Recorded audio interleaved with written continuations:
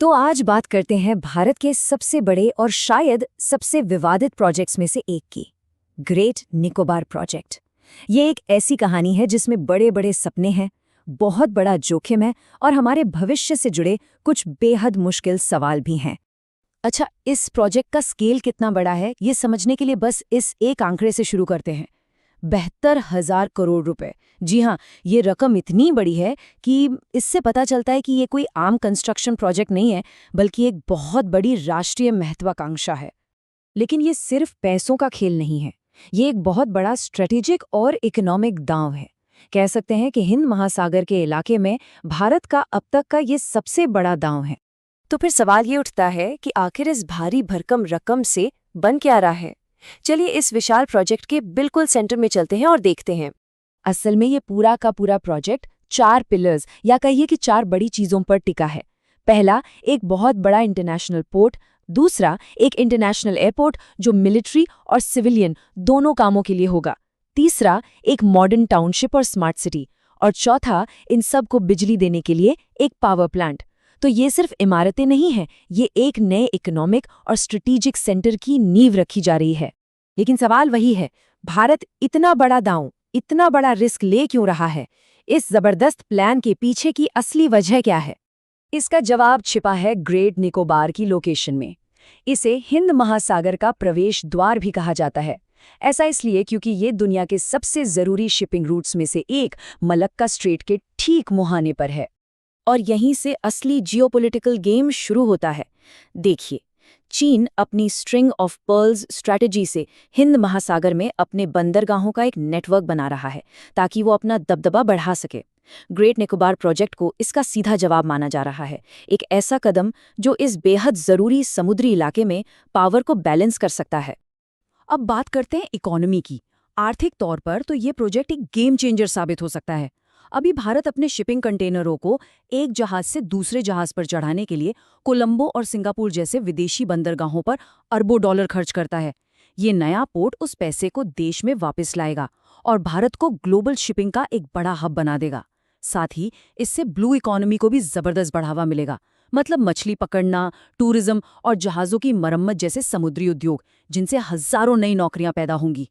लेकिन इस तरक्की की एक बहुत बड़ी कीमत भी है, एक ऐसी कीमत जो वहाँ की प्रकृति और वहाँ के मूल निवासियों को चुकानी पड़ रही है। चलिए अब कहानी के इस मुश्किल और विवादित पहलू को भी समझते हैं। तो फिर इस मेगा प्रोजेक्ट की असल कीमत क्या चुकानी पड़ेगी? आइए उन गंभीर पर्यावरणीय और मानवीय चिंताओं पर गौर करें जो इस प्रोजेक्ट के साथ जुड़ी हुई हैं।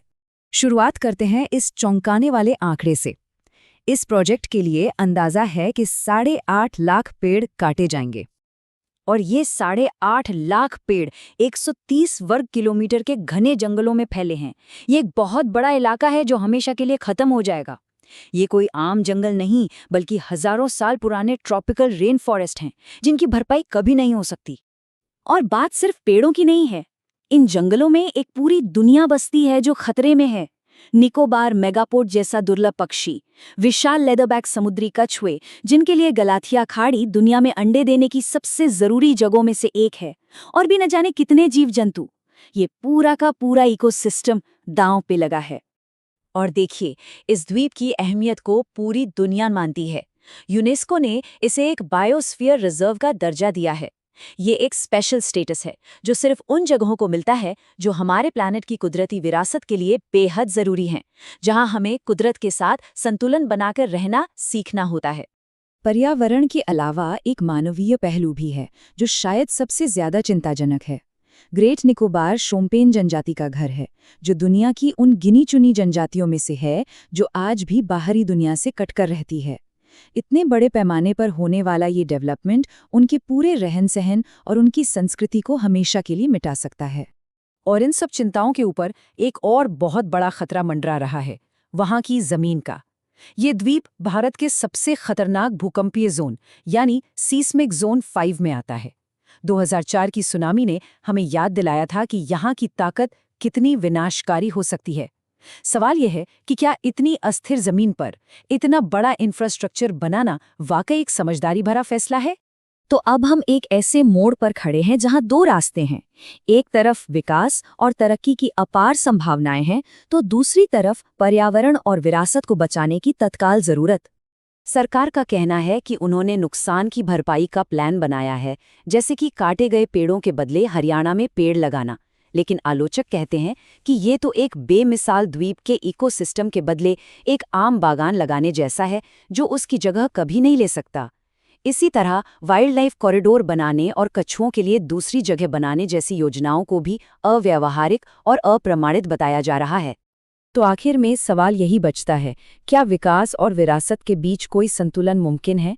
क्या भारत अपनी रणनीतिक महत्वाकांक्षाओं को, अपनी अनमोल प्राकृतिक और सांस्कृतिक धरोहर को हमेशा के लिए खोए बिना पूरा कर सकता है? इस सवाल का जवाब न सिर्फ ग्रेट निकोबार बल्कि पूरे भारत का भविष्य तय करेगा।